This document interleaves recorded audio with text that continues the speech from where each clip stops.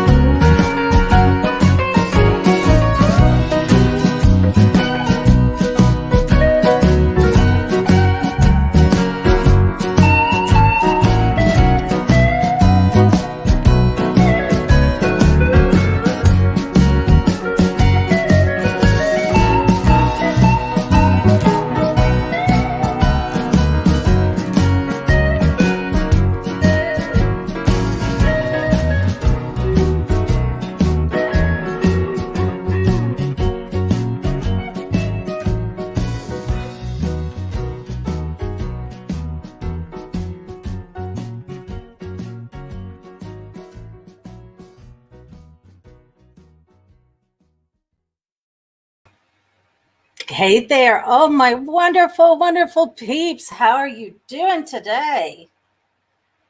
I see Monique is in here. Hey, and Emery. Oh, my two Europeans have finally made a live stream. And Selena, hello. Cassie, hey. I'm so excited. Oh, this is going to be a doozy. Y'all are going to love Tony. Oh my goodness, the stories we're going to hear. It's going to be fun. How is everyone doing today? Hopefully they're having a wonderful day.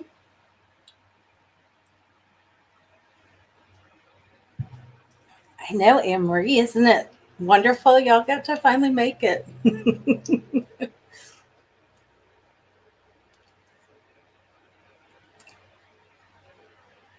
You guys are wonderful. I'm so glad y'all are here. Notifications, as we know, takes forever. Oh.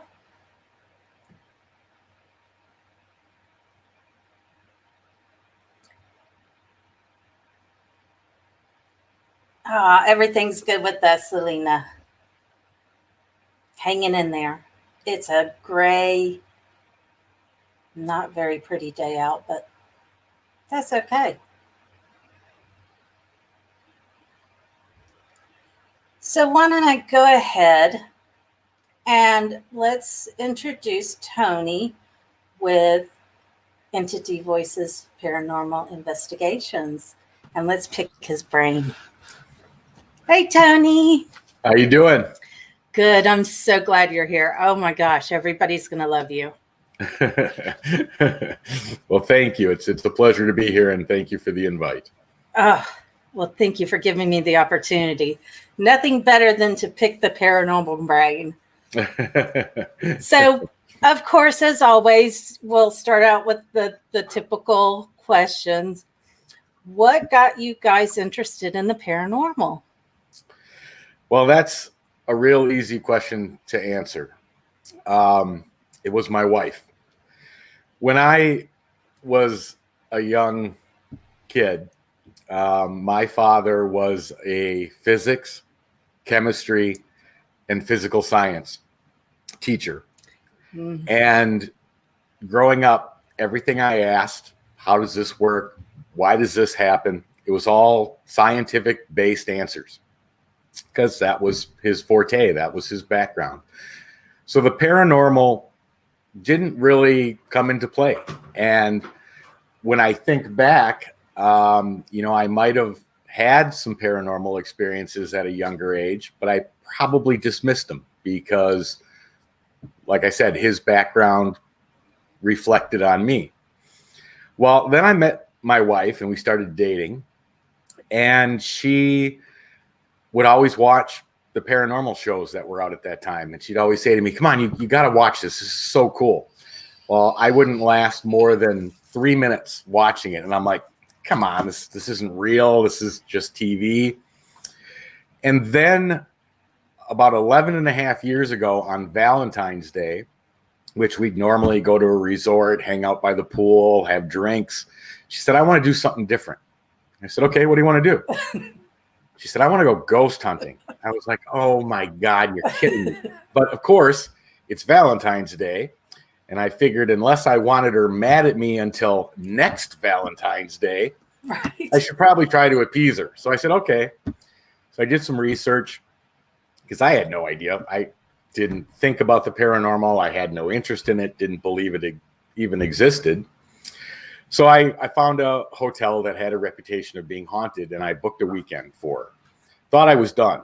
And then I realized, wait a minute, these people are using equipment, cameras. So I bought her a night vision camera, a digital recorder, and an EMF meter and thought, okay, we're good.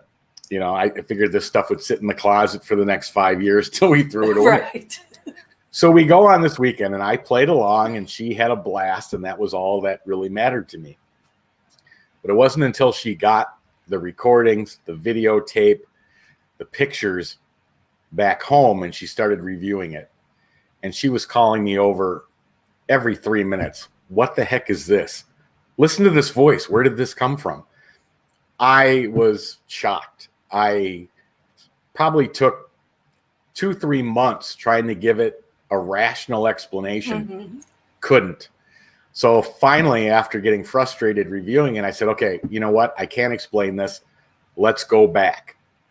So we went back and we did it again. And we got even more than we got the first time. Wow. And then we went back again and again and again. We investigated that particular place over 50 times to date. Wow. And what we captured, just like I said, completely blew my mind. And that's what started Entity Voices Paranormal Investigations. And 11 and a half years later, we're still involved on a daily basis. That's awesome. And what a wonderful story, too. I mean, not that many people have such an interesting story, because I can see your side of it and I can see her side as well. So that is, wow. Well, she loves to rub it in my face that she was right, which she's very good at doing, but she was right. And what is out there is absolutely incredible and fascinating. And what we've experienced in the hundreds of places we've investigated. We started a year and a half. It was probably 9 months before COVID ever showed up, because COVID shut everything down for 2020. Yeah. But we started investigating internationally. We've been in Japan. We've been in the Philippines. And let me tell you, when you can get EVPs in multiple languages, that's amazing. We were in the Philippines. We got responses in Japanese, Tagalog, which is the native language of the Philippines, English, and Latin. It was wow. So cool. Oh my gosh. I mean, you're giving me goosebumps already, because I know living in another country, how different it is. So it is amazing. And you've pinpointed exactly. You have so many, I've heard so many people in English speaking countries going, oh, I can go to this country who the main language is not English, and go, I can get English responses. Yeah, well, you can. We've noticed that they have the ability to communicate in whatever language you will understand. Mm-hmm. And the fact that my wife speaks 3 of the 4 languages that we got, English, Tagalog, and Japanese, the only one we didn't understand was the Latin. And today, I think we've got answers. We still not 100% sure what's being said, but it's fascinating. Yeah, it is. My husband's multilingual also, so it makes things so much easier. Right, it does. It absolutely does. Mm-hmm. I want to take a time. Alpha Paranormal. Hey, Pedro, I'm so glad you made it. Guys, whenever you want to, you can pop up a question. We'll read it out to Tony. Selena says, I've always wondered about different languages. Totally freaking cool. Yeah, it's a neat experience. And, to be in an area where English is definitely well spoken, but we were at the Diplomat Hotel in Baguio City, Philippines, and this building just has a huge tragic history. The building was originally created by monks as a retreat house, and it had monks and nuns living there. And when World War II happened, General Yamashita came into the Philippines, took over, and that was one of the buildings that he turned into a military headquarters. Well, he beheaded the monks and the nuns that were there. And that was what started the tragedy of the building. But then it became a hotel and had people killing themselves. And so the history of this place is just off the charts. Plus you had the war going on. So you had soldiers that were there who also died in fights. But man, the responses and the energy in that building is just off the charts. Wow. Let's see. Selena says her mom spoke to spirits in Latin and Italian. Very cool. Yeah. Very cool. And maybe she can listen to the one at the Diplomat Hotel and Maybe she knows what Koji Lili means because we don't. Wow. Bo and Mo Explorers, they're from the Netherlands. Wonderful group. Said they just sub to you. Selena just said she subbed to you as well. Awesome. Thank you very much. So, we've already talked about how long you were involved, 11 and a half years in the paranormal. That's an achievement alone. I mean, that's awesome. Well, when it's something that you're truly passionate about, it's easy to stay involved, and we're involved on every level. We used to run the Copper Canyon Paranormal Research Center, which was the old Phelps Dodge Hospital here in Arizona. Unfortunately, about 4 weeks ago, the building was purchased by a hotel development company, and we lost it, which just absolutely breaks our heart, because that building had activity in it like no other that we've been in. But so that's a shame. But we do that. We do a Monday night show called Entity Voices Paranormal Evidence on KGRA, where we review not only our own evidence that we capture as the Entity Voices team, but from paranormal investigators all over the country and the world at times. And it's great to be able to take investigators that, may not have a big name, but capture great evidence, and to be able to share that with the paranormal community is a real treat for us to be able to do that. And we've seen some amazing evidence on that show. But we do that. We do private home investigations. We do business investigations. Wow. And then every chance we travel, we look for locations that have a haunted history and try to figure out what we can capture there. Mm-hmm. Anne Marie asks, when you investigate a place, do you like to know the history? Yes, we do. But at certain times, we like to know it after the investigation rather than before. And there's two sides to that coin, because people will say, well, if you know the history, you'll know what questions to ask. True. But if you know the history, it can also determine what you're thinking or what you expect to run into. So sometimes we prefer to do the investigation first, see what we capture, then go research the history and see if there's any matches without pre-knowing that before the investigation. Right, because I've always said history and paranormal go hand in hand. Absolutely, they do, without a doubt. You to be able to verify that your information is correct, you've got to know the history, either before or after. I'm like you, I prefer to know after than before, because then you've got that seed already planted in your mind. Right. And I like to be able to capture the evidence and then back it up with the history. To me, it gives it more of a legitimate response. Otherwise, if I know the history before, I'm expecting certain things, right, and I may take a piece of evidence and automatically assume it to that history when that may not be correct, where it's easier to take what I've captured and go, okay, look, here's the history, here's what happened, this matches. So, yeah. Yeah. That's how I won my husband over, because he didn't believe in anything. And I have a knack for picking up residual energy. And we hadn't been in the country long, and we were walking around the city so I could get a feel, so I know how to get around. And I came across a scene, and I was like, whoa, wait, stop. And I was explaining to him what I saw. And I said, there's German soldiers. They're pulling people out of homes, off the street. They're women, children, the elderly. And I said, they're all lined up. And all of a sudden I was like, oh my God, they're shooting them. And I mean, more horrible things happened. And my husband was just sitting there going, what are you talking about?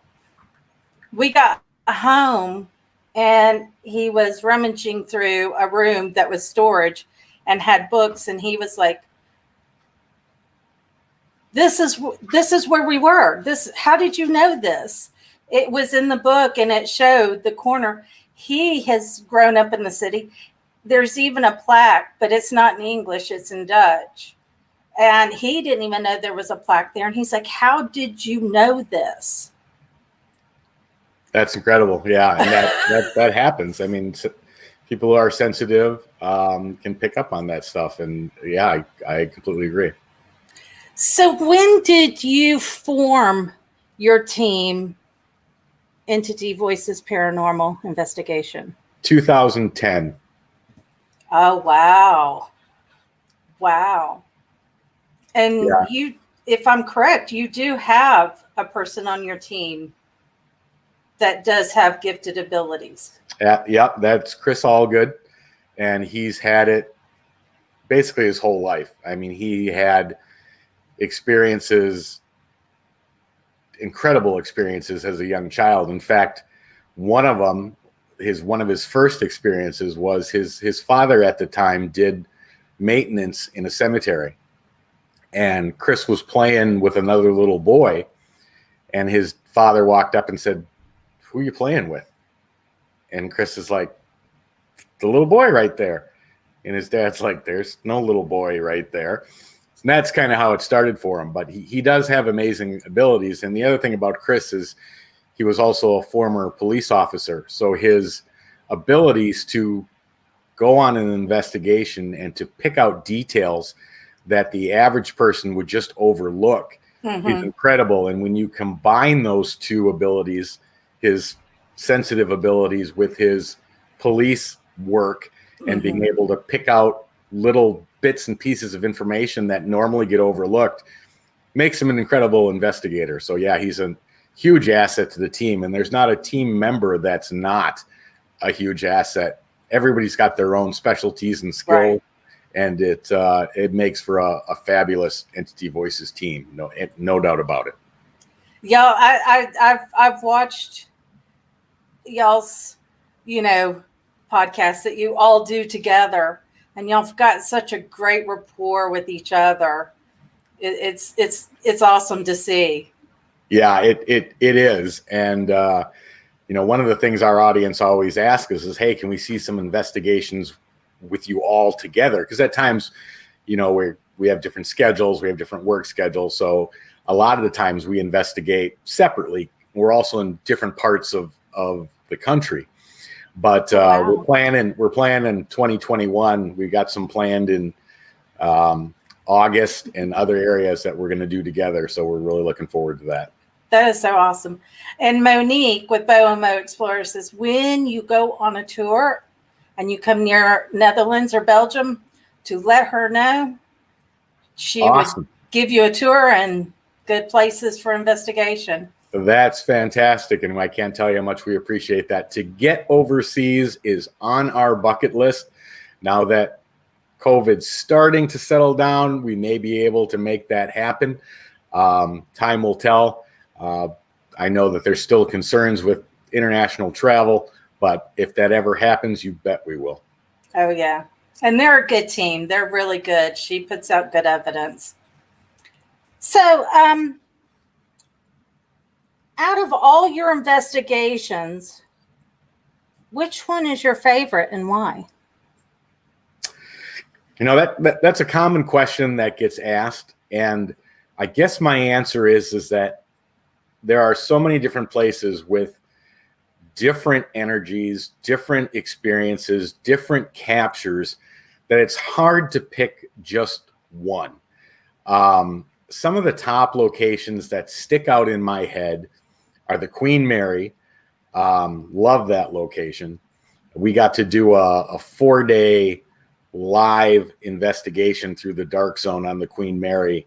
We were a handful of people. The ship was not operational. There was no one on it but the film crew and the handful of investigators. And we had investigated the Queen Mary before, but what a great experience, and what was captured and the experiences people had during that time was fantastic. The Bel Air House in Ohio, one of my favorite places.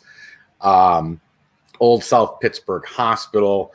I mean, the list just goes on, but yes, definitely the Diplomat Hotel sticks in my head.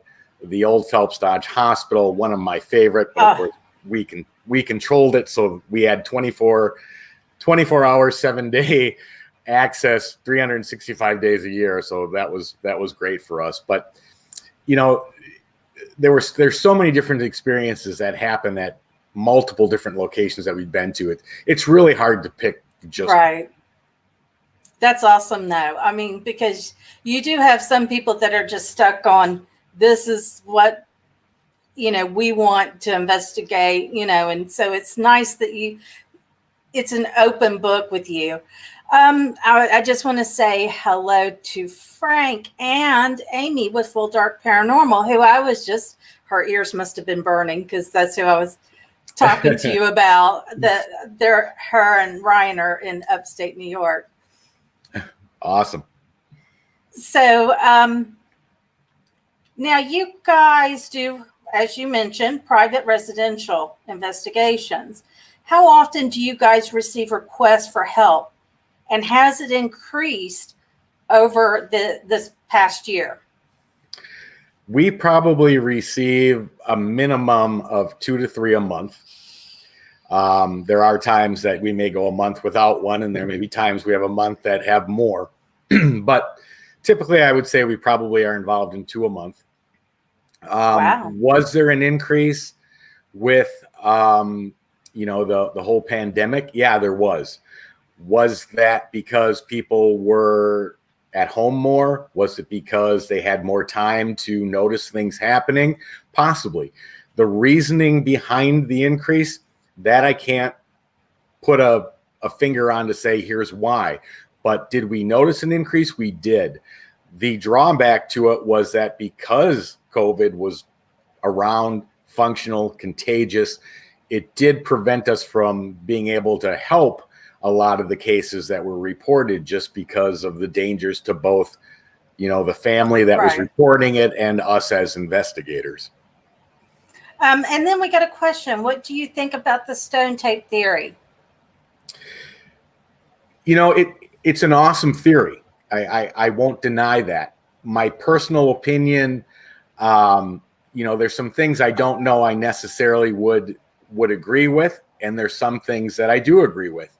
But the stone tape theory is kicked around a lot about, you know, what the validity of it is. I don't know. I definitely want to give a definite answer. I can just say there are parts of it that make perfect sense, and there's parts of it that I would still question. But great question. Yeah, definitely. Now, and I know this seems like a strange question, and I probably already know your answer. Do you guys charge any of these families that reach out for help, you know, Never. on these private? Never. We've traveled to different states. We've driven 8-10 hours to help a family out. The whole point of being an investigator and having knowledge of what occurs in the paranormal is to help people, especially people that are experiencing something they're unfamiliar with. You know, by the time that they usually contact us, we look at it as when something paranormal happens, it unfolds in stages. And the first stage for somebody having experience for the first time is denial. That didn't happen. I must have seen things. Maybe I was tired or asleep or whatever. So they deny it first. Then after denial comes fear. Oh my God, I think this is really happening. Then from fear, it goes to being terrified. Oh my God, what do I do? How do I fix this? Somewhere between fear and being terrified, that's when they reach out to us. Hey, I need help. So of course we want to be able to interact and help as quickly as possible. Absolutely. Because I mean, for somebody who's never experienced anything paranormal, you know, it gets kind of frightening. And depending on what kind of, you know, situation you're in, you know, sometimes it could just be spirits that are, you know, hey, I'm here, acknowledge me, I'm here. Right. Or it could be even worse, and it could be a negative, you know, thing, and people are getting hurt. Children are, you know, seeing things and it's affecting them, and there's, you know, so it's so many things. And right. And also the whole play on television shows about everything being demonic. I mean, if you've never experienced experience something paranormal and something paranormal happens, that thought process, oh, I've got demons. Well, after 11 and a half years of doing this, I can tell you demons are not a common thing at all. Right. But that mindset and fear facilitates that process. And normally then when we go in and say, okay, you know, this is what we've captured, this is what they're saying, this is what they're responding to, this isn't demonic. This isn't demonic at all. This is a human spirit. And, you know, so then from going from fear or terror to an acceptance of, okay, here's what I have. And then obviously the last step is resolution, that they either say, okay, I can live with this, or if it is something of a real negative nature, you know, then we try to remove it for them, which can be very difficult at times, but that's the process.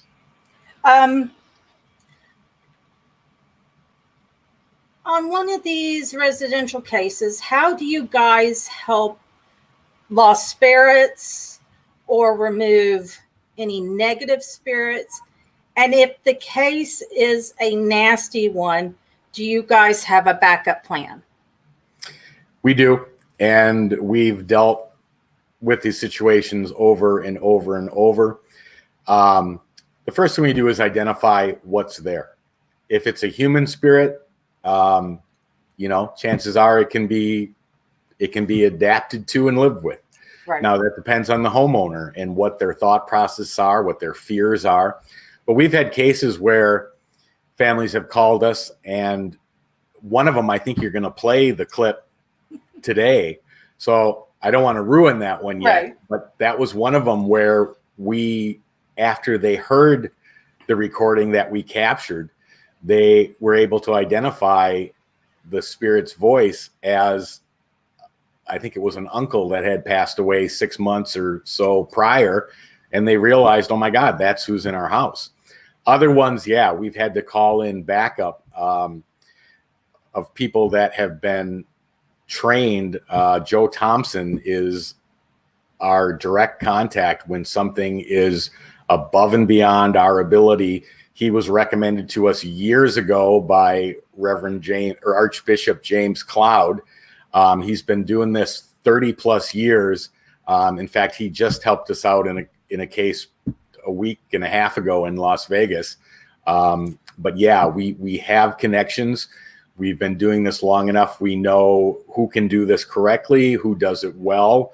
And we use all those connections when we get into a situation that becomes negative and is both fearful for both the family and the participants in the case. Right. I just want to say hello to Shelley. Hey, I'm so glad you finally made it. So can you talk about the residential case you guys did in 2019, I think, where a negative spirit was removed, and what happened about 2 years ago?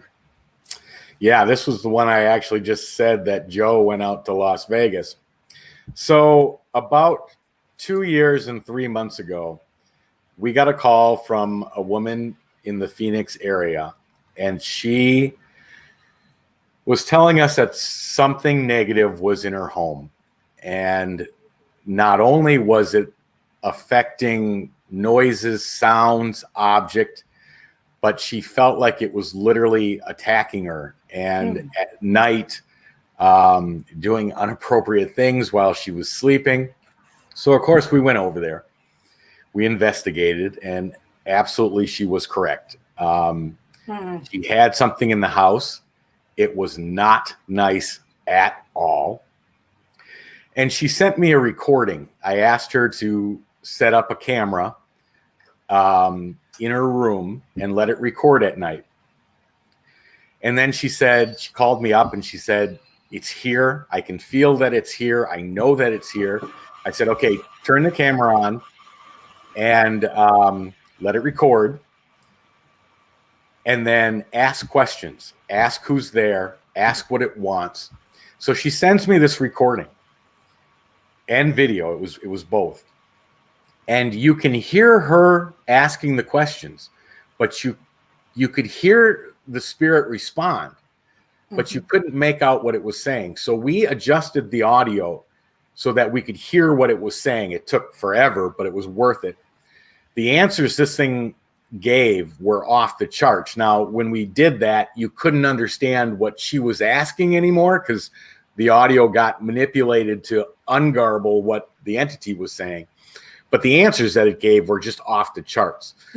So she asked us to remove it, and we did.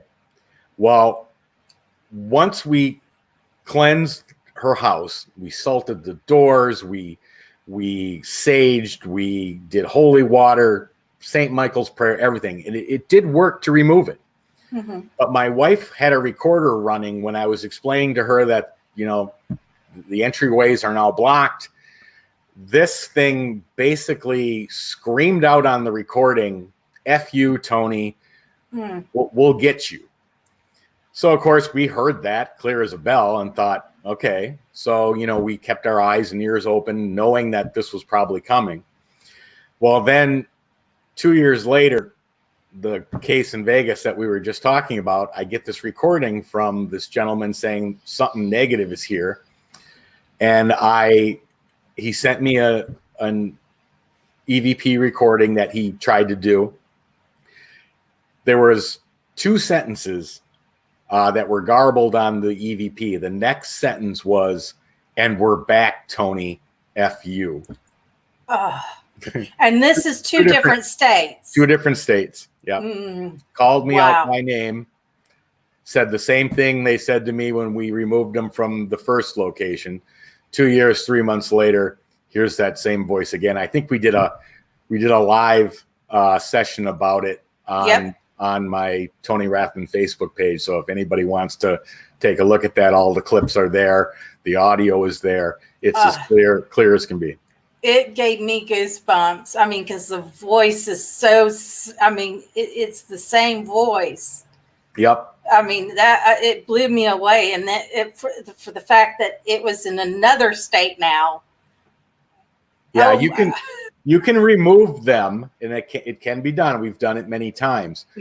Spirits being energy, and if you look at it from a physics science perspective, energy can't be created or destroyed. So you're not destroying the spirit, and you can't, but you can remove it. But that does not keep it from transferring to another person that may be emotionally at a vulnerable point that negative spirits attach themselves to. And that's exactly what this one did. But it also shows you that space and time are irrelevant to them because it moved, 400 or 500 miles at a blink of an eye 2 years later, but still clearly remembered what we had done and probably knew we were going to get involved because this gentleman reached out to us, and here's a message right to me saying, "We're back." I mean, that's amazing. Pedro with Alpha Paranormal says, "Tony, that's creepy." Selena says, "Dang, Tony, that's so crazy. It called you out." Oh, yeah. The fact that spirits will call us by name, and they'll call us, it'll call me Tony. They've called me Tony Rathman. We have all these recordings too. So if you're interested in any of them, if you go to our YouTube channel under Entity Voices Paranormal Investigations, all that stuff is there. But I owe that to my wife because when we started investigating, once I understood that, oh my gosh, this stuff is real, I'd go in and I'd start asking questions left and right, and she'd stop me and say, "Wait, introduce ourselves. Let's tell them why we're here.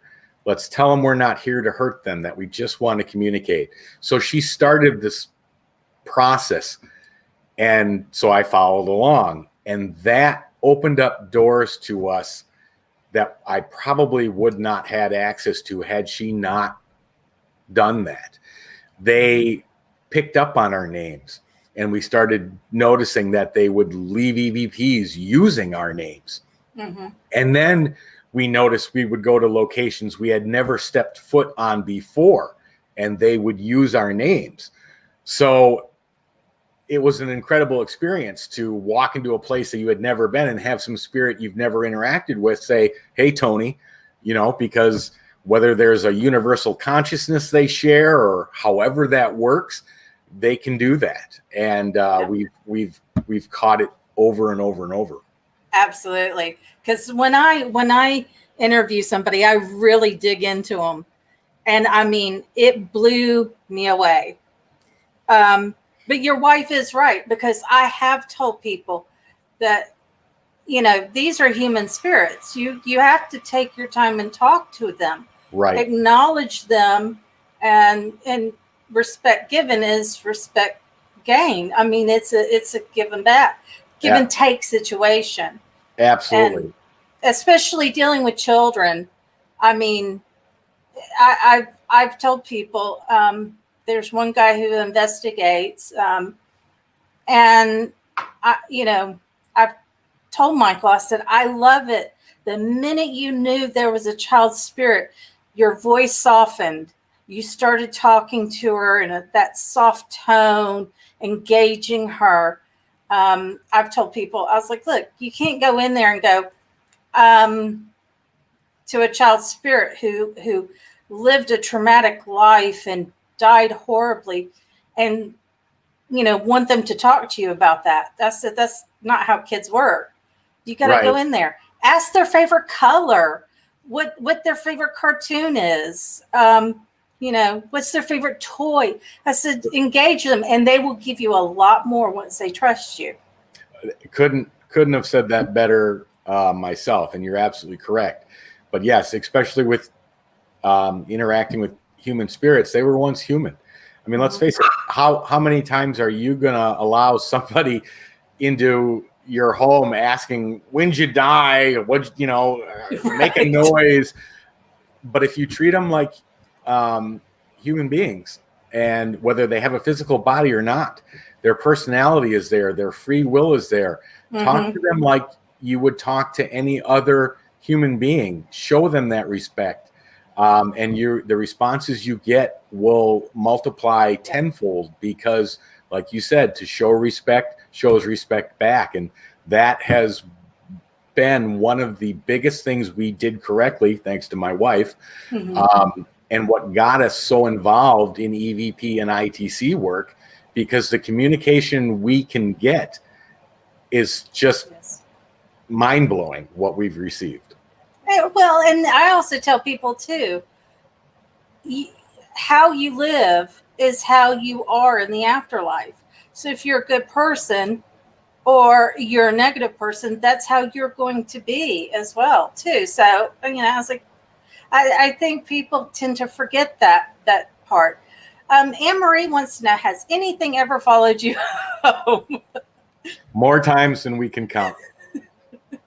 I mean, I remember one of the first times we had just gotten back from an investigation. It was probably 3 a.m. Of course, loving the paranormal, first thing we did is we jumped into bed and we started reviewing. My wife was listening to audio, looking for EVPs. I was looking through video, and we were both looking down at the devices we were looking at, and some white shadowy figure literally went right across the top of our bed. And I wish we were videotaping us at that time, because you can literally watch both our heads look up and then follow this thing as it moved across. And we both looked at each other and said, we got another one. Oh gosh.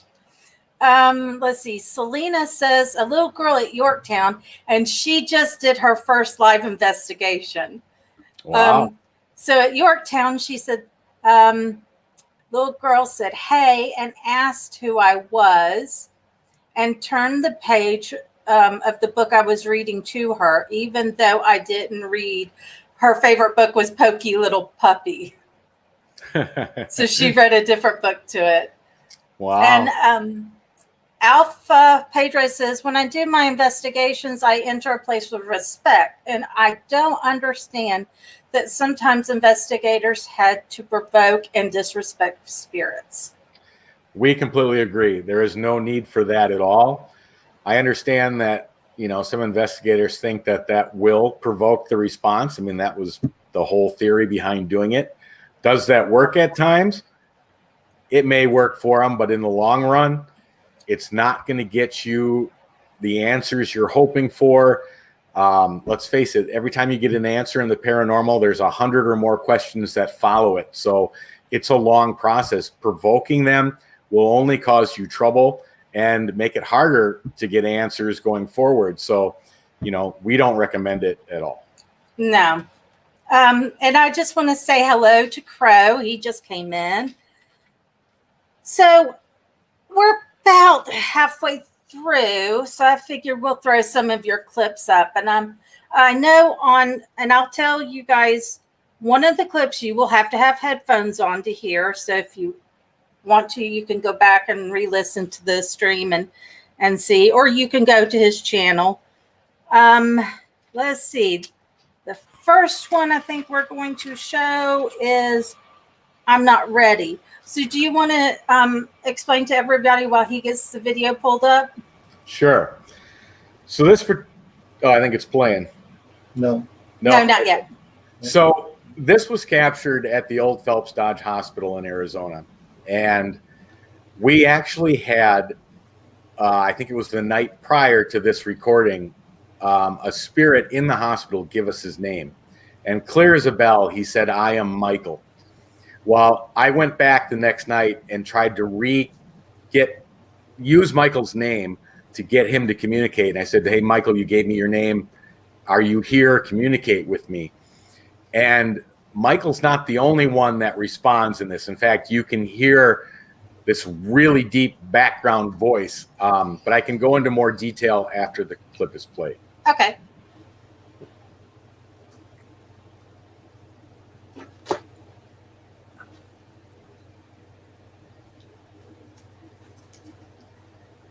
Babe, I don't think the volume's up.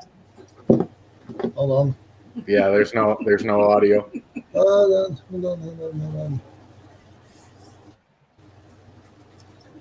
Shit. Oh, I heard that, honey. Hold on.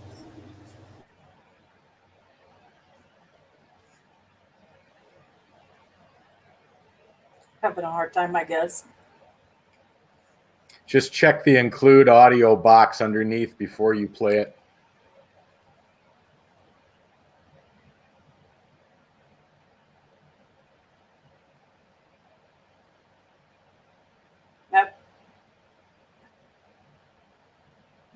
Nope.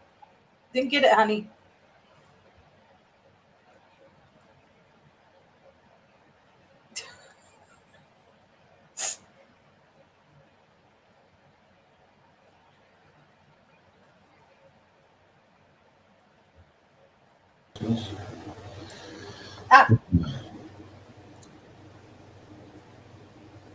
Are you getting it figured out? Are we having technical issues? I'm sorry. Sorry. Let's try differently. Try differently. Hold on.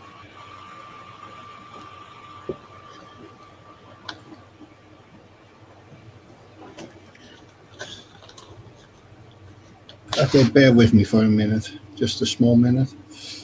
Uh-oh, Crow just fired you. Yeah. Dang it.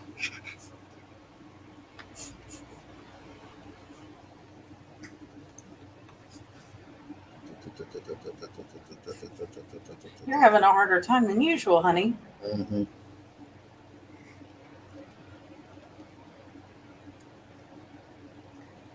Michael, are you here?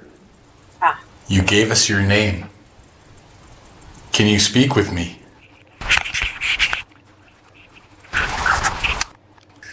Let's communicate. I know you're here.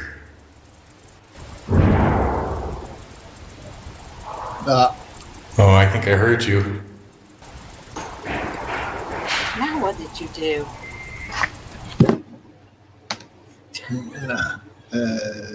Stop it. Exit. Would be a live stream without some kind of problem? Exit.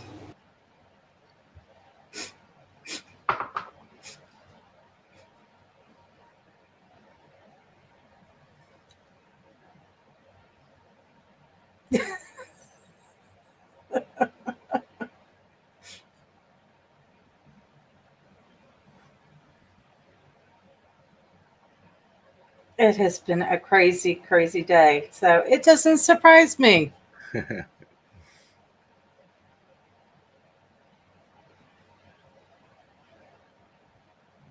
Now we've got radio silence.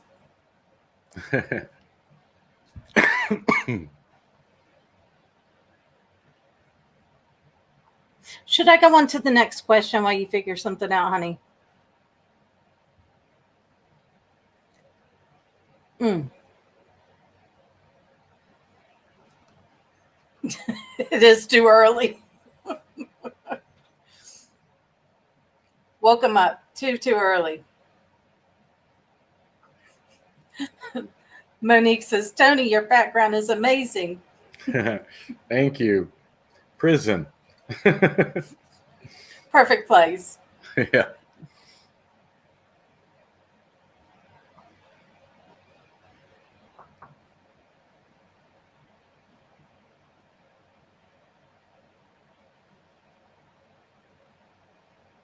What are you spelling, Crow? What is COKL background?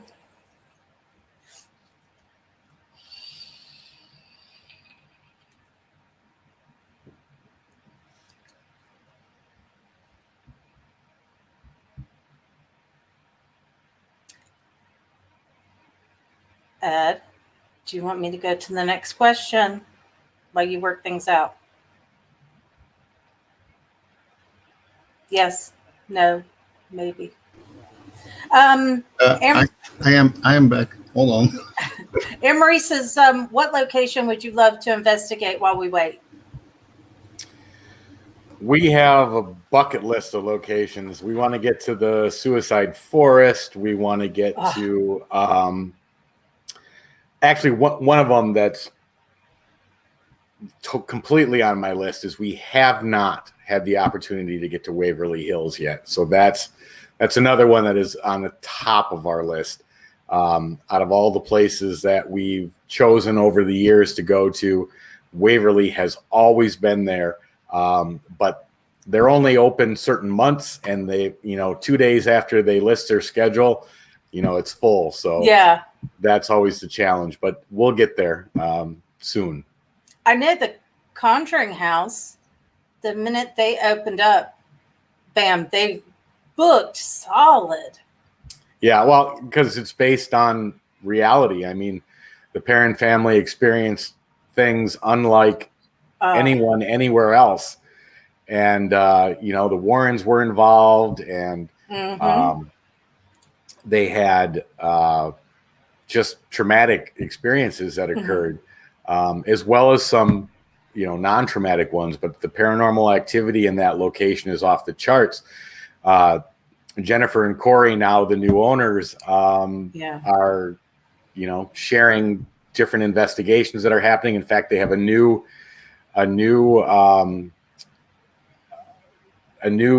production coming out called The Sleepless Unrest, which has to do with an investigation that was done there. So really interesting things on that location. Wow. I know I really admired Corey and Jim because they kept the cost low so people can come and investigate. And I have to tell you, Amy with Full Dark Paranormal, her and Ryan went, and I was shocked with their investigation. He went in and he just let his guard down completely so he could just immerse himself into it. And he got it. It scared him. And I've never seen them leave, and they left. I mean, it blew me. I was shocked. I mean, he's like, I knew if I stayed, we would be hurt. I knew it. And it just surprised me. Yeah, I actually on Thursday nights produce Andrea Perrin's A World Awakening show, and she's communicated with me I don't know how many times that what occurs at that farmhouse is no joke. And, people that go in there thinking it's just, hearsay are in for a big surprise. And, we were talking about showing disrespect. That location is one you do not want to mess with disrespecting them. They will, you will pay for it. Oh, and that's the funny thing is they didn't provoke. They were not disrespectful. I think he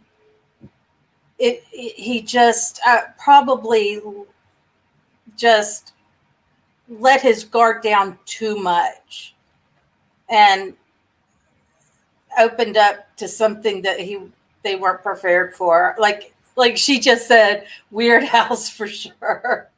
Right. And I love, like Selena says, she loves the way Andrea can communicate with the house by phone. I love the way she talks about it and how she still considers it home. It is, yeah, I completely agree. And Selena's right. She can have investigators in the old farmhouse, and they'll call her, and just by her voice on the phone will make the house react because they know who she is. And she's told me story after story after story about how that's occurred. And, she'll say, I'm still connected to that place. I will always be connected to that place. And her actual opinion is not one of terror of that farmhouse. There were definitely both good and bad things that occurred, but her overall impression of it is just that it's extremely active, and the spirits are not afraid to let you know they're there. I listened to an interview with her, and she said the only time it got to me and the only time I cried is when I saw it affecting my sister or my mother. Correct. She said that's the only time. But her experience, like she said, her experiences were completely different. To her personally, yes. But when it affected her sister, and during the seance, it literally picked her mother up and threw her 25, 30 feet into the next room. That would be traumatizing for anybody. Yeah. I mean, it's crazy. And like Amy said, we go in kindly. He had fears, and it let him, and it got to him. I guess they were able to needle that out. I mean, it's amazing to me. And what I found interesting is Corey said a university came out and did ground penetrating radar, and they did find up against the house graves. Yeah, well, the ground penetrating radar showed disturbances in the soil at a depth which would probably be considered the depth of what a grave would be. Do they know for sure that's what it is? No. But the ground penetrating radar indicated soil disturbance at a depth that would be about the right depth for a grave. So is it possible? Yeah, it is possible. Yeah. I mean, it's crazy. So Ed is ready for the video finally. Okay. So if you want, let's go, hon. Michael, are you here? You gave us your name. Can you speak with me?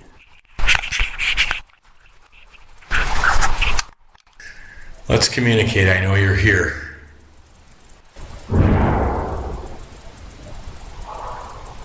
Oh, I think I heard you.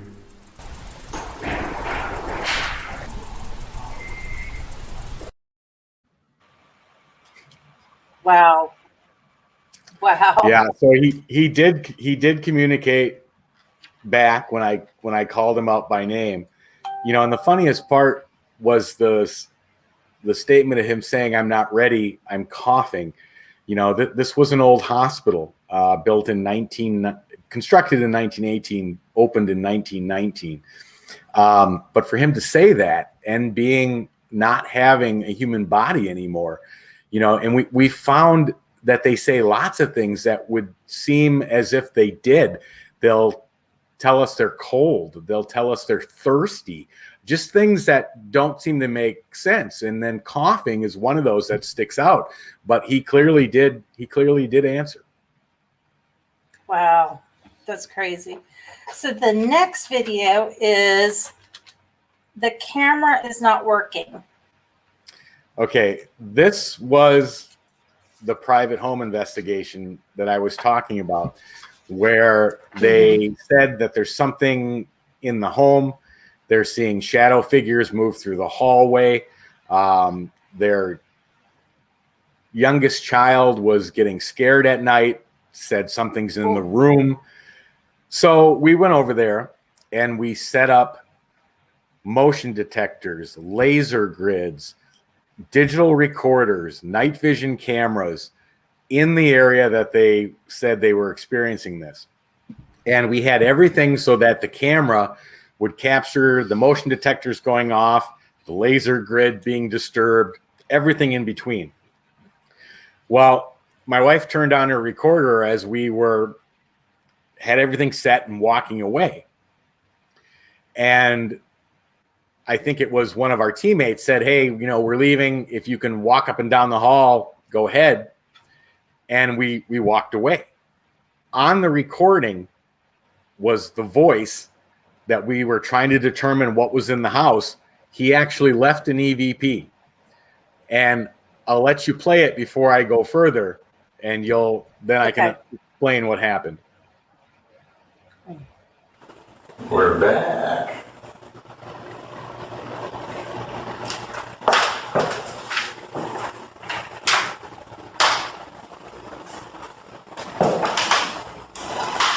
Can you walk up and down the hall for us? That was the right one. So basically, we had every piece of equipment set up, FLIR, everything else. Of course, we were recording with a digital camera. On that, on the audio recording, he told us, your camera's not working. He was absolutely correct. The camera did not record, and we captured nothing of laser grids being disturbed, motion detectors going off, but he literally told us our own camera wasn't working. When we got it home and I checked the camera, I was telling my wife, oh my God, it didn't record. I don't know why. She starts playing audio. She's like, oh my gosh, he just told us it wasn't working. When we played that voice for the homeowners, that's when they recognized it as the uncle who had passed away. Wow. That is, I think I've only heard of that one other time.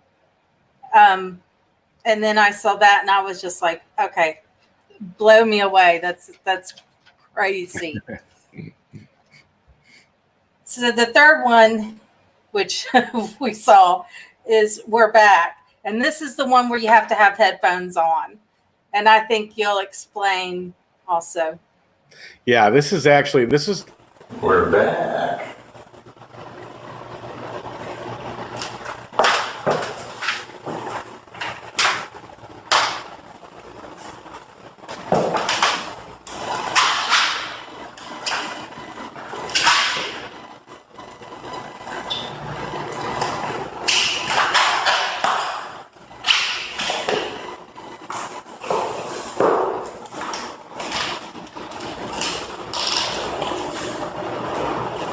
Are there any spirits in here? He spoke to us many times last time we were here.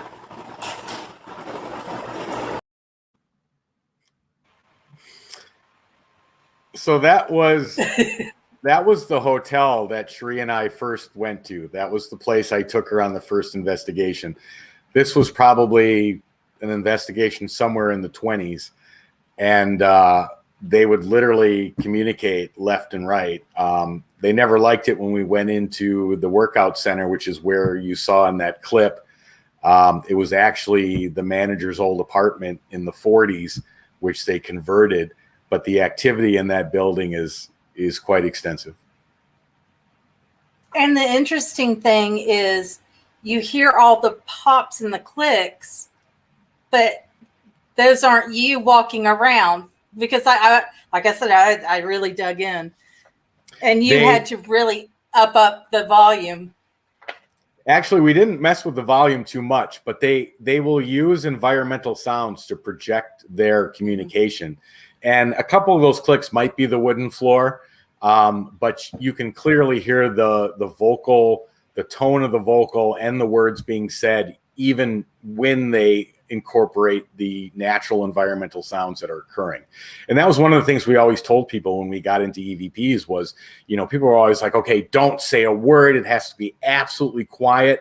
And we started noticing that they would inject EVPs between my wife and I communicating about something, and we'd get more of them when that occurred than when we were dead silent saying, what's your name? And then waiting 30 seconds for, so Right. yeah. I've even caught EVPs in between people actually talking. Right. You can hear it. It's They'll a totally interject, different they'll level. make comments. Absolutely. Yep. Okay, now I'm just going to explain to you guys. This next one is called Shadow Figures, and I'm just going to warn you because I usually don't do long clips, but you have to watch. It's a 2-minute. You have to watch it. It is mind-blowing. So do you want to talk about it real quick? Sure. This was captured again at the old Phelps Dodge Hospital. We operated it for almost 4 years, 3.5, 4 years. We've spent more time in this building than any other building anywhere. We had always seen shadow figures. We had captured some on photographs, but never anything like this. My wife and I did not know the building was going to be sold, and we didn't know it that night we were there, but we investigated until about 3 a.m. in the morning, and we actually decided we're going to sleep here and see what happens. So about 3 a.m., we went to bed. We had digital DVR cameras running throughout the entire hospital. Where this was captured was on the other end of the building. We were on the complete opposite end of a 32,000 square foot hospital. We're nowhere near where these cameras are recording. There was both a FLIR and a DVR aimed down this hallway. The camera has already turned from night vision to regular vision because the sun has come up. I believe it's 6:40 something, 6:50 in the morning. The other DVR, which we had in the room we were sleeping, shows us still fast asleep, and we were the only people in the building. Now, the other thing I want to mention is that the sunlight that's coming through the windows on the east side of the building is on the second floor. So for people who say, hey, somebody's walking outside the windows creating the shadow, not possible unless they're 22 feet tall. Right. And well, I'll let you play the clip and then I can explain further. Oh, it's amazing.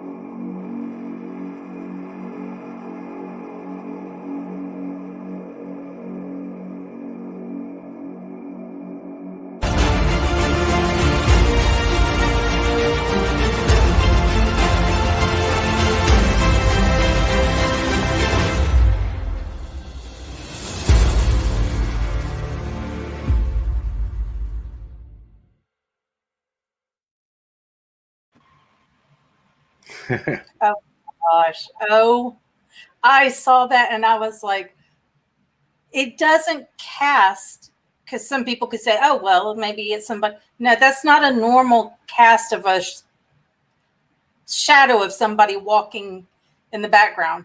No, and it's actually three-dimensional because it comes from the back wall where a little bit of light is showing. There's two rooms. The one you can clearly see the light coming through, and then there's one behind it. It comes out from the last room, but then it walks from where the light is. It takes 2 steps away from the wall and steps into the darkest part of the hallway. The shadow can't do that. Yeah. I mean, it blew my mind. I was like, that is absolutely amazing. I have personally only witnessed one shadow person. And I was about 16 at the time, because as my abilities, as a young child, it was very active. And then it kind of died down. The minute I hit my teens, it came back and I saw a shadow person, and this thing kept growing. And it was so inky black. And I can remember there was a street light outside my window, and it totally blocked that light out. Well, you can see when it comes out of the room, the hallway itself, just like it's absorbing any light. It's that dark that the entire hallway, there's a point where it's standing still for a second and you can't even see down the hall anymore. It just like absorbed everything.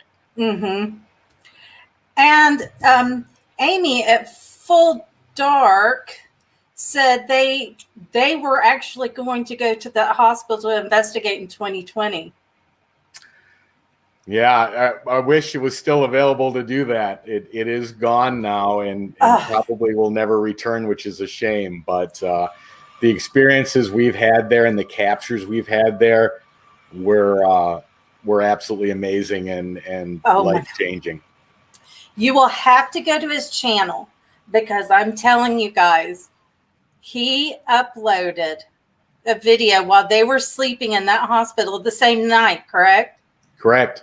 And I'm telling you, the hospital came alive. And I even responded to you going, how did y'all sleep through this? Well, you got to remember that we were running high-powered parabolic mics, and the sensitivity of those things, but we had them throughout the hospital on different floors and levels. But yes, the conversations, the noises, footsteps that were captured while we were sleeping were off the charts. And then right up to the camera and the microphones, you can hear it playing. I mean, it blew my mind. And if I understand, y'all had cameras also in the room with y'all, showing y'all sleeping, and you could hear in that room with y'all the talking and the noises and the walking around. I mean, I was just, you will have to go to his channel and watch it, because it will blow your mind. I was like, oh my goodness. It still gives me full body goosebumps listening to that. Okay. Have you been touched, scratched, or pushed at a location? All of the above. Been slapped, been pushed, been scratched, 6-7 inches long down my arm, been pinched, pushed. Wow. Yeah, all of the above. I've been touched twice, and I'm the type of person, I can hear you, I can communicate with you. You don't have to come and touch me. And at a location, I had something grab my wrist, which I just got very angry. And I was like, no. I respect your boundaries, respect mine. We were in the Diplomat Hotel, and I was trying to change the battery in a camera, and I was standing next to a big metal iron gate. And as I'm working on the camera, trying to replace the battery, something grabbed my shirt and pulled my arm up against the metal gate to the point where I dropped and smashed the camera. And my wife's like, what are you doing? And then she noticed my arm was still up at the gate, and I'm like, what? And so, yeah, I've been touched, pushed, pulled, scratched, slapped. Yeah. You were excited too. I mean, you were really excited. You're like, it pulled my shirt. You were so excited. I was thrilled. I wanted it to happen again because, it's a crazy experience to have a pull so forceful to grab your shirt. It didn't grab my arm. It grabbed my shirt, but it pulled it with enough strength that my arm flew up against the gate. I know because I had moved to Holland, but I had explained to my husband that the house that I was living in, brand new build house, nobody had lived in it. But the day I moved in, I walk into my master bedroom, which is upstairs, and had this big burly man literally get in my face, and he just raged, and it caught me off guard. I wasn't prepared for that. And every time I walked into my bedroom, I called him Raging Man. And I was left in the house alone. I had almost 150-pound Doberman who would follow me to hell and back if he had to. Refused to come in my room. And it rattled me so badly. And Raging Man was all just would not, like, he just kept going and going. And I called my dad in tears. I was like, what do I do? Reach out to him. What? And he's, no, reach out to him. And what I realized was the area, he was a Civil War soldier. And it was not my fight. Didn't want this. I mean, and he died a slow death. But there was another spirit behind him who was very soft-spoken, died quickly, but he was confused. And he kept telling me, where's my family? Where's my family? Which broke me. And I'm crying hysterically to my dad. And I was like, how do I help him? I was so confused. And that my dad's like, well, figure out how to move him along. So, I'm like, okay, he's Civil War. I was like, your family has moved on. Your wife and daughter's not here anymore. And so I was like, okay. I was like, reach out to them. And all of a sudden I hear a feminine voice calling him. And I was like, calm down. Listen, they're calling you. They're calling you.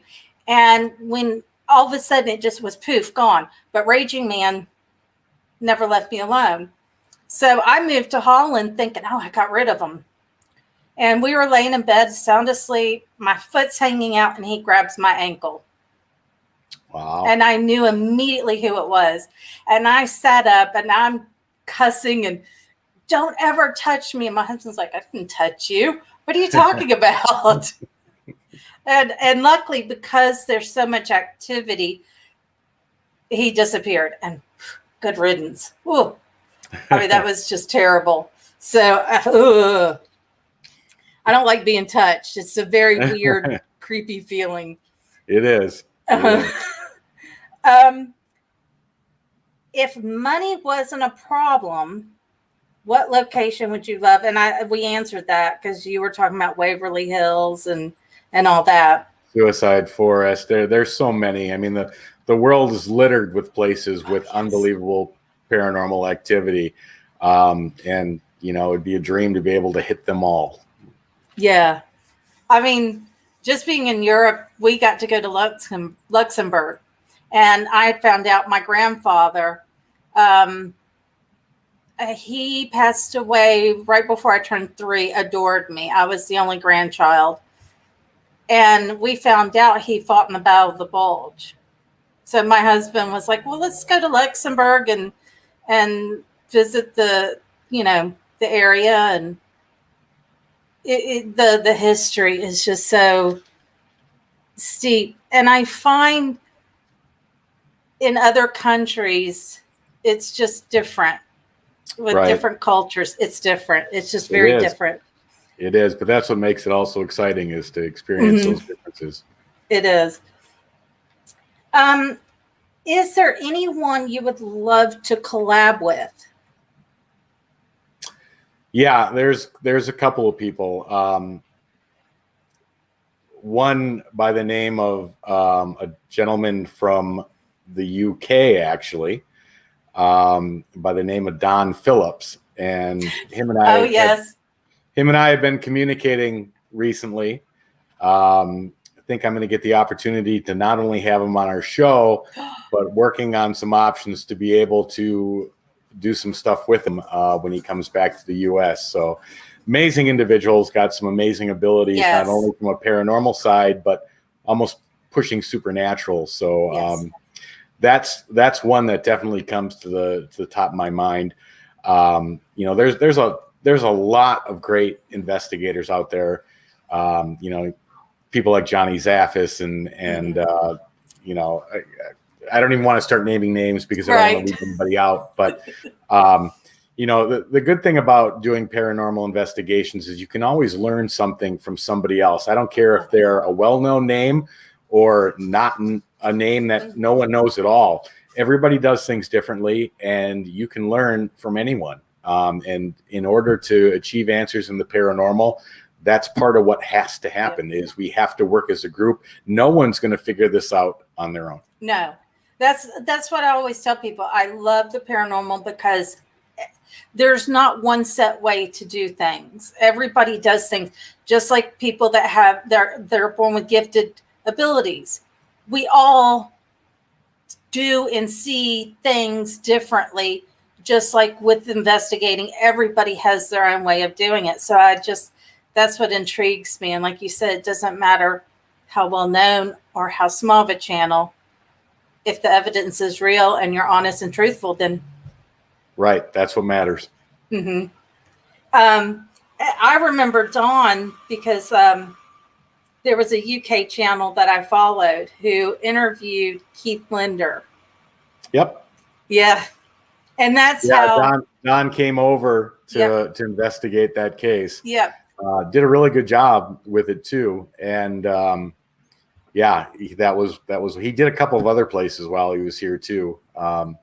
So yeah, I really enjoyed him when I caught that. I delved into it even more, and I remember they were wondering where he was at, and they're yelling for him, and he's underneath Keith's house in the crawl space. And they're like, "What are you doing down there?" He goes, "There's a spirit down here I'm talking to." Right. Yep. I mean, the links he goes to investigate and find out and delve. Oh my gosh! And just it's amazing. So I'm excited. I can't wait to see. You specialize in EVP's ITC communications. What got you so interested in it? What got me so interested in it is that EVP is probably the one phenomena within the paranormal that has existed since the first recording device has ever been captured. There were monks that were doing Tibetan chants using a single wire recorder that actually captured EVPs. Wow. And every recording device since that time, the ones that you would crank like a record player that recorded, then you got into analog tapes and then digital. EVPs have existed on every recording device since, but we know they happen. We know they can be recorded, but what we don't know is any more about it. There's theories about how it's transmitted, and we wanted to research that. The other thing is that regardless of what message is left, there is a ton of information that comes on top of even what's said. You can tell whether it's an adult or a child. You can tell whether it's male or female. You can tell if they have an accent or a dialect that may give you some indication of where they're from. You can tell emotional levels. You can tell excitement levels. You can tell fear or sadness levels. All of this information comes on top of what was actually replied. So the amount of information that would come from EVPs to us was uncomparable to any other source. then when we got into ITC and we realized we could not only get those same answers, but we could get them in a point where we could respond back, that's what grew the ITC for us. Now we've built boxes that are absolutely silent. The white noise is still there for them to use, but it's not audible, not to the listener. And the box literally sits as if it's not even on until they respond. And when they respond, it's clear. And so we've been really focusing on that. And then we built some reverse sound bank boxes that have fragmented sentences in it. They're not sentences, fragments of words, so syllables only. Then we reversed it. Yet when we ask questions, we'll get full English sentences and responses. So that's been really fun to experiment with as well. The way you describe EVPs was so beautifully. I've not had one person describe it in that way. And you're absolutely right. You can get their emotion and. Right. There's so much information on top of even what's replied. It's just, to us, it's the ultimate in activity. Right. How do you capture your EVPs? Do you use digital recorders? We know the parabolic mics you do. We use all sorts of things. We use the standard recorders, the Sony, the Olympus. We use a ton of different Taz cams. We use some older but unbelievably well-performing Marantz recorders. We've got parabolic mics. We've got multi-track recording systems. We've got special microphones for both high sensitivity and surround mic performance to pick it up from a general room to aim it. So we use just about everything under the sun. Wow, that's amazing. And the one thing, and I ask you this question because my husband has asked, how does ITC work? And for me, it's hard to explain, but maybe for you, it'd be easier for you to explain. How does ITC work? Well, the whole concept of ITC is that you're using a third-party device that cannot be controlled by the user. So technically, when doing just a straight EVP session, that's ITC, because you're using a digital recorder that you can't manipulate what shows up on it, of course, unless you're banging it on the table or screaming into the microphone. The voices that come in EVP, you don't have any control over. That's the whole process of ITC. It's instrumental transcommunication, meaning you're using a third-party device that can record and replay what you capture. So even straight EVPs with a digital recorder technically is ITC.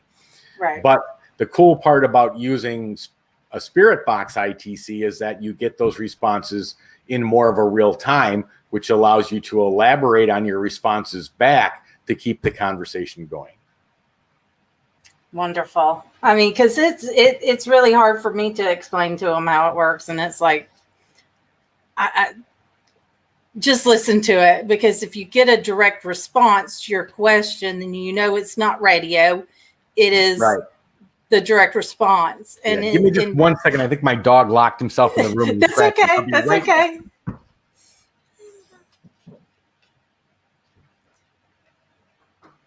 You're misbehaving, aren't you? I'm not.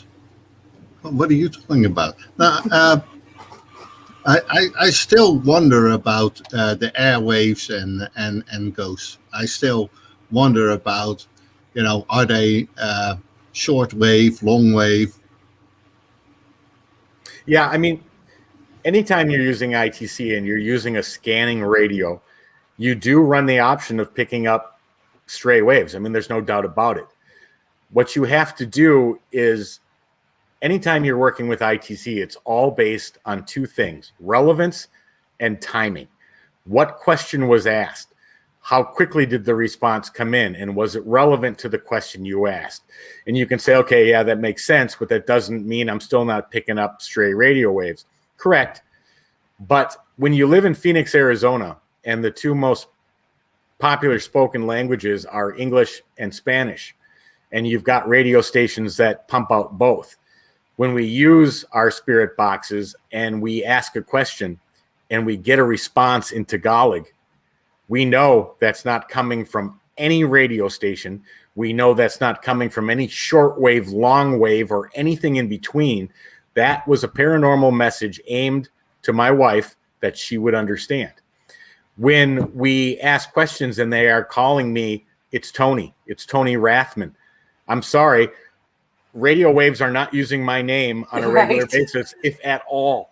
So again, it's all relevance and timing. Is it possible to pick up radio waves using an ITC device? Absolutely.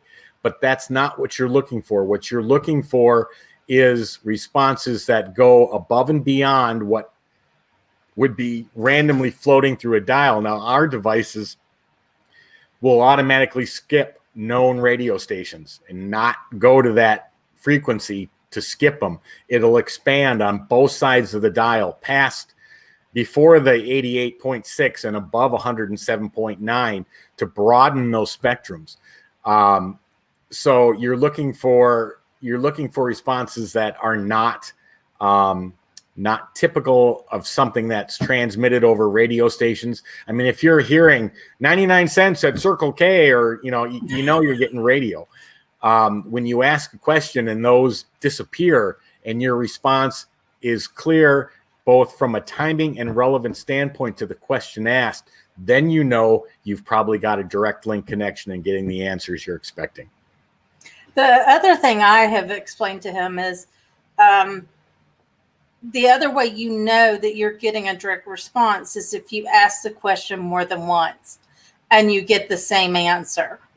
Yeah, the frequency, and there's people that'll ask the question 3 times in a row to try to see if the answer will come 3 times in a row. Mm-hmm. So yeah, that's correct. The other thing is, I said, you know just as well, you're not going to get cuss words on radios. And I said, you will have spirits that will use every foul language. Yep. And I said, that is not radio. That is a response. That's a good example. And I can name off probably 20 or 30 of those that clearly states this is not radio. Mm-hmm. Pedro with Alpha Paranormal says, when I capture an EVP, I play directly live on camera so people don't think it was manipulated, and I use my iPhone, or I use my phone. Yeah, and that's one way to take out some of the doubt from people who may be skeptics. But my point to that is that if you're a true investigator, you're looking for answers. You're not looking to fake something anyway.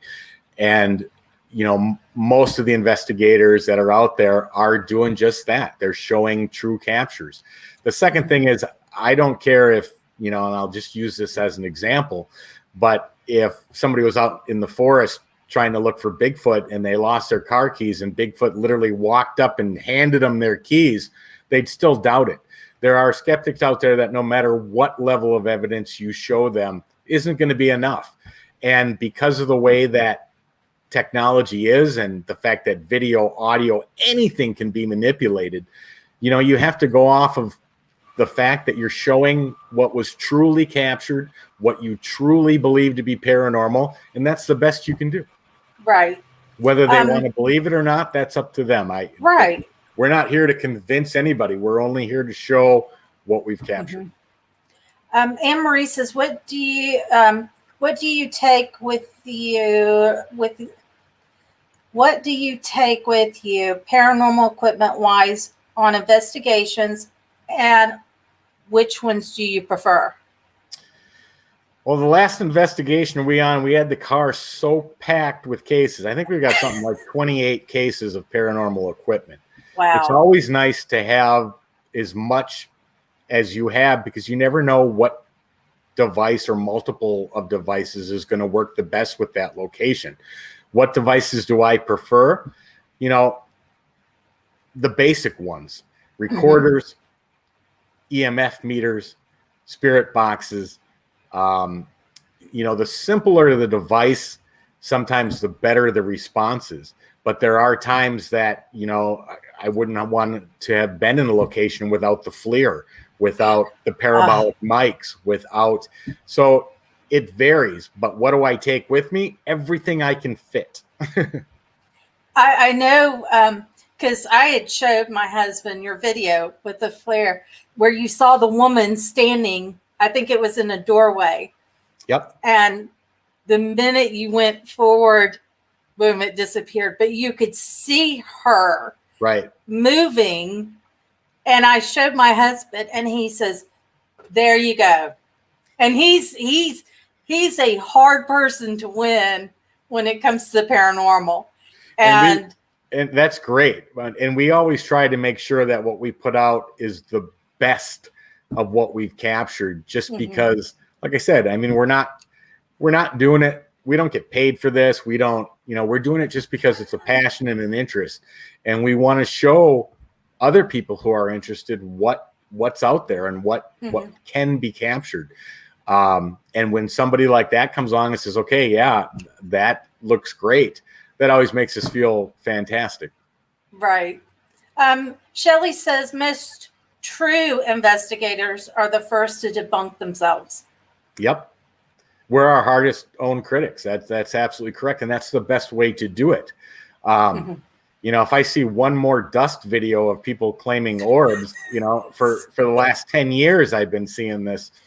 Now, I understand people are new and may not understand, but there is a huge difference between a true orb and dust. The way I explain it to people, a true orb, you're actually going to see. And it can be whatever color, but you typically can see it. Me and my husband have one in his house in Rotterdam. I mean, remember. Go ahead. It has characteristics that are not shown in a piece of dust floating centimeters from the lens, reflecting the IR light coming off the camera.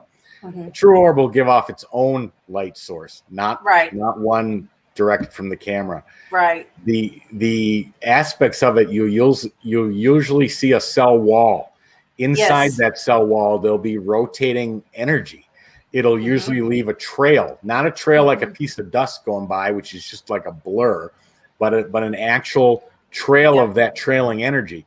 There are some, and the size of a true orb can range anywhere from, a hardball size to a softball size to a beach ball size. They're completely different.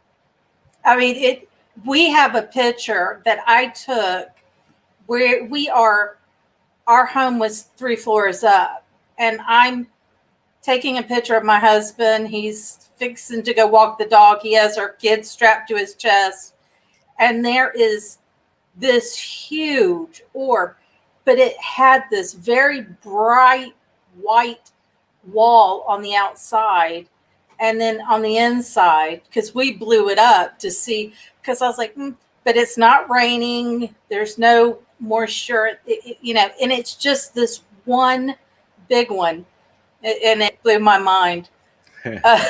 And Shelley says mobile phones are the worst at picking up dust.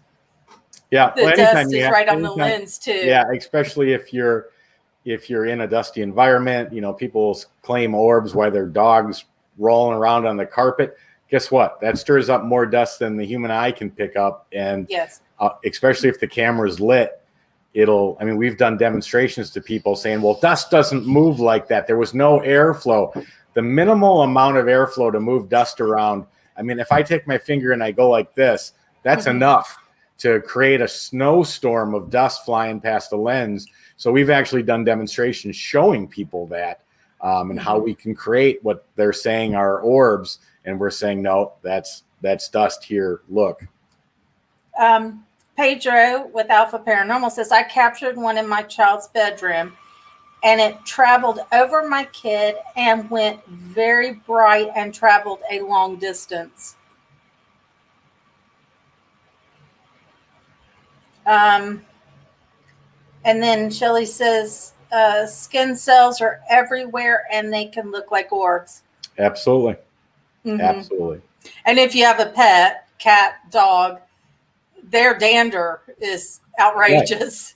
Yeah, So, I mean, the world's covered in it, and right. it's real easy to pick up, especially in a lighted environment where it's darker and your camera light or phone light is shining out. Piece of dust comes by that lens close enough, it's going to look like a huge lit orb when in fact it's nothing more than dust reflecting the light of your camera. Right. So how many spirit boxes and portals do you have? I probably got somewhere in the range of 15 right now. You know, we're always building, we're always advancing past ones we've built. I mean, technology changes so fast. I mean, there's new circuitry out every 3 to 5 months. And when new circuitry comes out, you look for ways to incorporate it and enhance what you've built before. So, you know, people always ask us too, well, how much to buy one? Well, we've never sold a single one because we're not in production of spirit boxes. We build strictly for our own research, and then we improve on those boxes. You know, at some point, maybe when I don't know, things change, would we ever maybe consider it? Maybe. But right now I'm more interested in getting out, researching, and using the equipment we've built to find answers than I am to start a production line to sell stuff. Right. Right. Okay, so can we talk about the Old Phelps Dodge Hospital, the history and the paranormal activity? And how did you guys find the hospital? Well, we were actually invited to investigate it for about 4 hours one night. And the activity we captured in that real quick 4-hour investigation blew us away. So we actually went to buy it because it was for sale. And then we contacted the owner, and the owner said, okay, well, what's your plans for it? I said, well, you familiar with Waverly Hills? And of course he said, no, what's that? So I explained it to him. I said, well, I want to turn this into a place for people on the West Coast to be able to spend an entire night. I mean, we opened it up for 10 hours at a time from 7 p.m. at night till 5 in the morning. They were the only people in there. So after I got done explaining it to him, he said, I like your idea. He said, would you consider partnering? And I said, absolutely.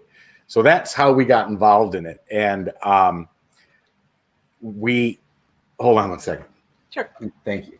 We opened it up and we started capturing what evidence we had captured and showing it to other people. And then they started coming. And it was an amazing place. The hospital was built to supply the miners and their families that worked in the copper mine across the street, medical care, everything from mining accidents, gunshots. I mean, this was the Old West, and it was 1919. There was all sorts of Old West activity, fights, gunfights. But the hospital was built solely to care for the miners and their families. And, you know, there were a lot of mining problems at the time. It was a terribly dangerous, cave-ins, rock slides, you name it. So the hospital was busy, and then they got into labor union strike problems. And then copper prices fell, and eventually the mine shut down, and the building sat, and it was empty for almost 35 years before we stepped foot back in. And I remember the first time we were in there, and the recordings, I mean, the spirits were saying, who are these people? What are they doing here? I mean, we actually have that on recording of them saying that. So it was like opening a treasure chest of paranormal activity in that building. Mm-hmm. I mean, I interviewed a team from South Africa who investigated a mining hospital, and it kind of had the same similar from what because I've watched, and some similarity. I mean, of course, South Africa being really a brutal, I mean, it's such a brutal, harsh country. There was a little bit more of a raw, brutal haunting. But I did pick up the similarities because, I mean, mining back then was horrible. And then absolutely, it was a tough job. It was a dangerous job. And, people came from Mexico to work there. They came from Europe overseas because of the ability to have work. So, but it was tough work, no doubt about it. Yeah. I mean, and on top of that, you tick off the wrong miner, and then once you're in the mines, accident. Yep, exactly. Your last, I'm assuming this was your last night at the hospital. We talked about this, because you were picking up all your equipment, and that's the night you slept there. Well, that actually wasn't the last night. There was one more investigation that was done actually the night before we got the information that it was sold. And it was done by Longhorn Paranormal, and it has not even been released yet. That was the very last time we were in the building. And that's still yet to be released. Well, I noticed in that video how alive everything was. Did things feel different? I mean, the only thing that felt different was the fact that we captured those shadow figures, and it was almost like they knew we wouldn't be back. And after 4 years of spending, I don't know how many nights a week there, it was kind of like their way of saying, here we are, you get to see us, goodbye, which was, kind of felt honorable from our perspective. But I guarantee you that activity is still occurring, and depending on when it'll actually open up as a hotel, we'll be really curious to go back and see what's occurring. Oh, I did. So it's going to be a hotel now. That's the plan for it. Yep. Oh, wow. I hope the new owners know what they're getting into. They do. That's good. That's crazy. And we have talked about the Diplomat Hotel.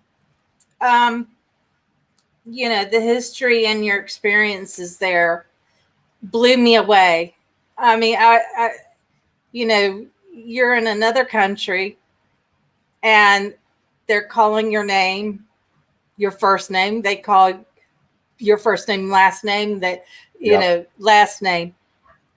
And that you also captured voices that were in your wife's language. Yep.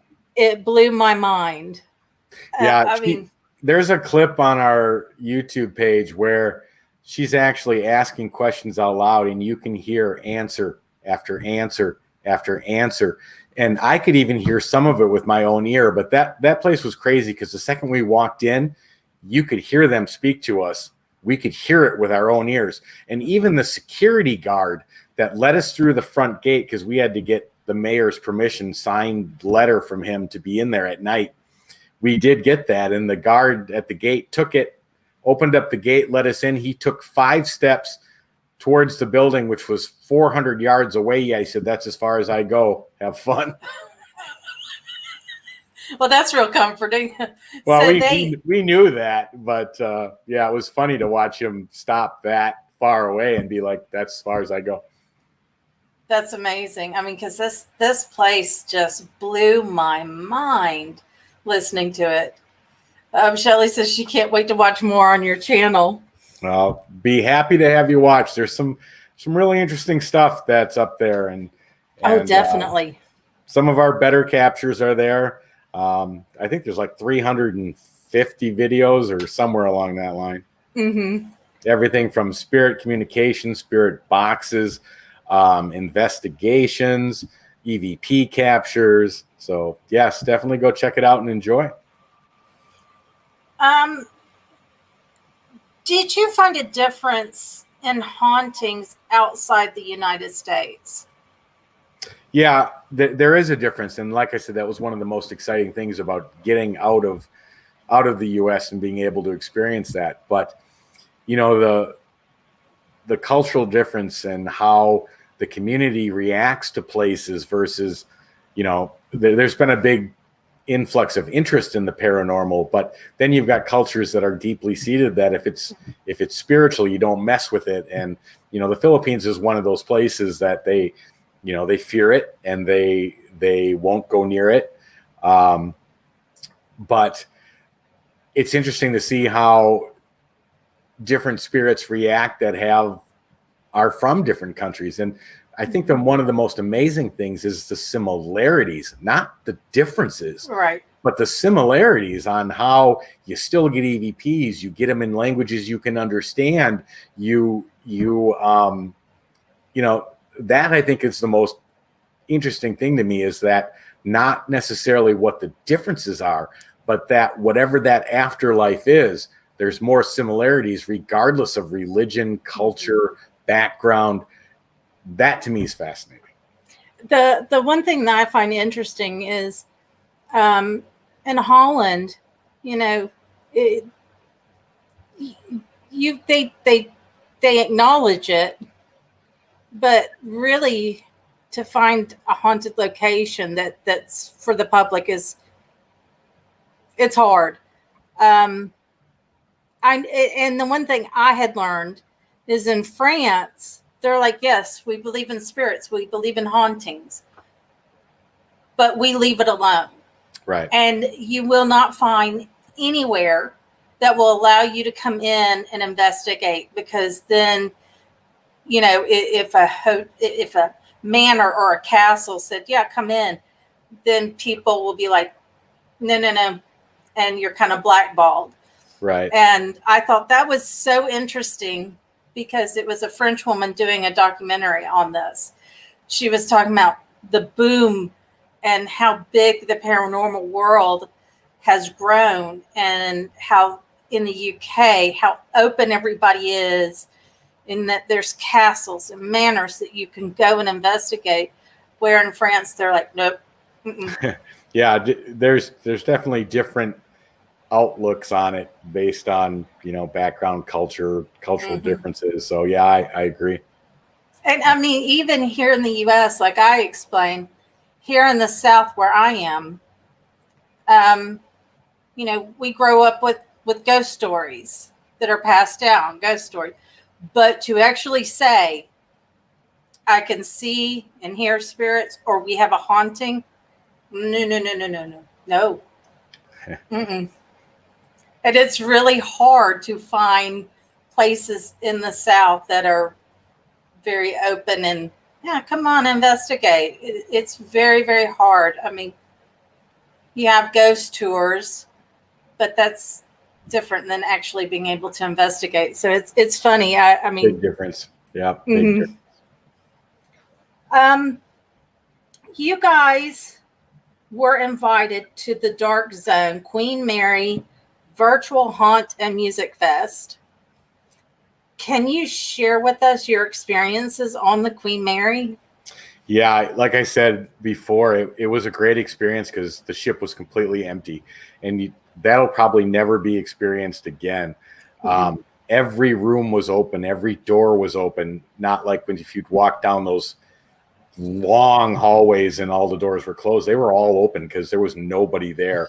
We got to experience the ship in a light that most people in a lifetime won't get an opportunity to do. And now the Queen Mary's in real structural damage and concern about its future well-being.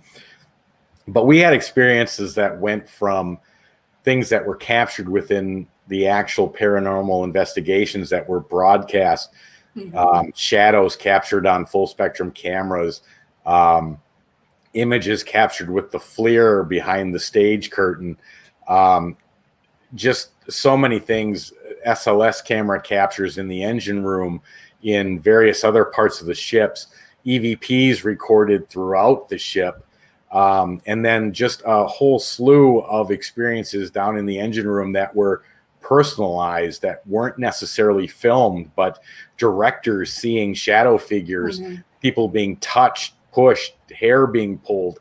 And a lot of that never made it because it wasn't being filmed. And so it was a combination. I had something tap me on the shoulder and say my name right into my ear, which, was awesome, but there were no cameras running. And, it's one of those things it's been personalized to you. Right. But that's just, it's an amazing location. No doubt about it. I heard from other people how they had been to Queen Mary before the virtual and during the virtual, how much paranormal there was. I mean, they said it was like it came alive. Yeah, it did. It really did. And, I'm sure part of it was because they hadn't seen people in almost 8 months or 9 months. There was nobody there. There was no one there. That's such an amazing experience to be able to have. It was awesome. Once in a lifetime. Yep. Also, I saw you guys spend 3 days at the Bel Air house, and you guys got so much evidence. Would you love, I would love to know how the house felt, how the spirits reacted to you guys, because I've seen other people investigate the Bel Air. It was an amazing location. And, the energies changed not only throughout the difference between the day and the night, but they also changed the longer we were there. And yes, we were there for 3 days.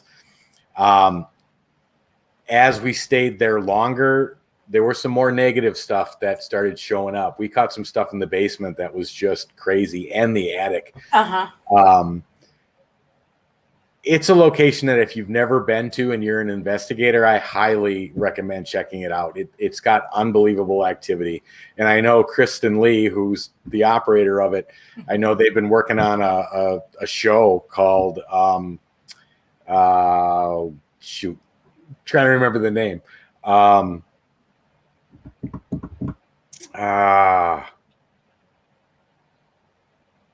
Sorry, I'm drawing a complete blank.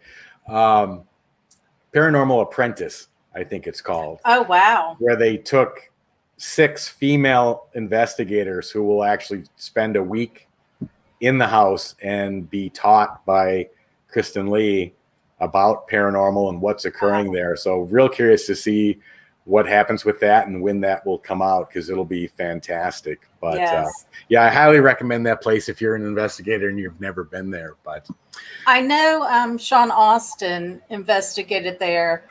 He has. Yeah. Originally, it wasn't that location. It was another house. I think it was a couple of houses down, and just happened across this house and ended up getting an attachment. And I know just recently him and Dave Spanks went back to rectify it. So can you share with us the history and who Edwin is? Well, I don't want to go too much into the history because Kristen's really the one that knows that inside out and backwards. And the one thing about sharing history is you've got to make sure it is 100% correct. And I would really hate to misrepresent something because my facts may not be 100% correct. Right. But he was a former owner of the house. He lost his sister. She passed away. That devastated him. He reached out to psychics, mediums, anybody who dealt with the afterlife to try to bring her back. They believe he opened up some portals within the house, which have now opened it up for the activity that's occurring there. But that's probably as far as I'd want to go into it without misstating something. I mean, because what I watched with Sean and Dave just blew my mind. And then watching y'all, I was like, oh my goodness. I mean, because I was like, yep, the attic and the basement. Yep. I was like, great locations, and the energy in both is fantastic. So we've just got a few more minutes.